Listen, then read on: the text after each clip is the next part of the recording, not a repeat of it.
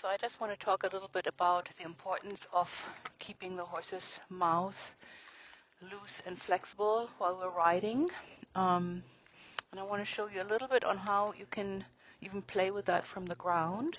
So Francois Baucher was an incredible French master dressage teacher in the 17th century, and he basically came up with this methodology around keeping the jaw loose and engaged while riding. And the reason he did that, and the reason he actually expanded on it as much as he did, so much so that people were writing books about it,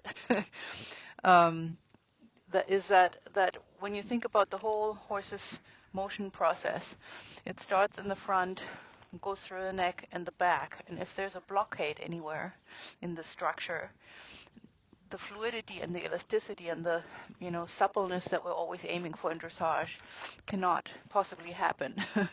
So imagine you have a horse that for whatever reason bites down on his teeth, either because the nose band might be too tight or because of tension that it may feel either from the rider or just nervousness, general nervousness.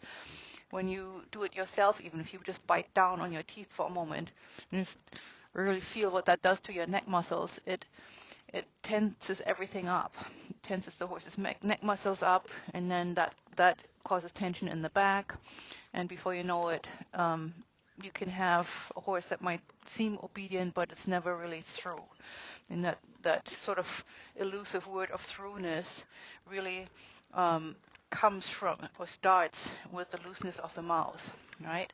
So one thing you can try when you're on the ground with a horse is you can take the bit and just apply a little bit of pressure to the lower jaw by holding the bit a little bit diagonal. So meaning that you apply a little bit of pressure, for example, to the lower right and the upper left part of the jaw, and you see how he's chewing and releasing the jaw, and you straighten him a little bit, and he's so much into chewing right now.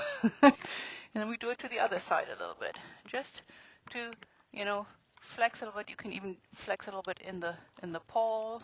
That's another exercise. You can have the horse all the way loosen up a little bit in the poll. And then there's a third exercise that you can do, and that is basically taking the horse's neck all the way around here, so that you go and really loosen up the neck vertebrae and the neck muscles a little bit to the side. And the whole time the horse should be chewing, or at least chewing on occasion. And then we're going to take him to the other side.